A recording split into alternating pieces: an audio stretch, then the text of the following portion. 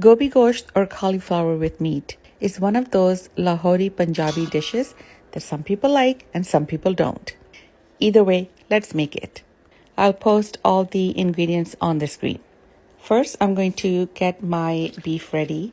I'm using beef with bone, and I'm going to cook it in my Instapot until it's about 80% done. Then I'm going to transfer it to a pot and try to finish cooking off as much of the water as possible.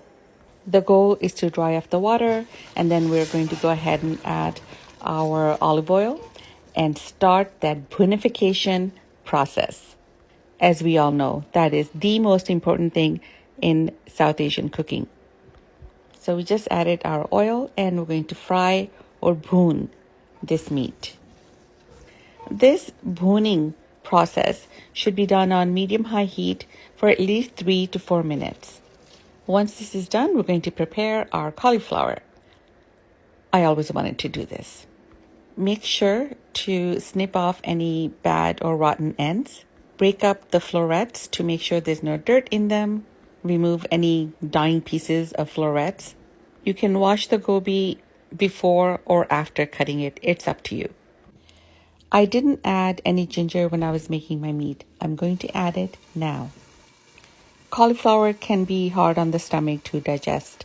Adding fresh sliced ginger like this aids in the digestion.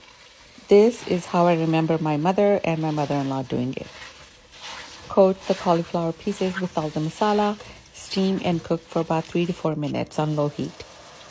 In between, you're going to keep looking and checking, making sure nothing is burning.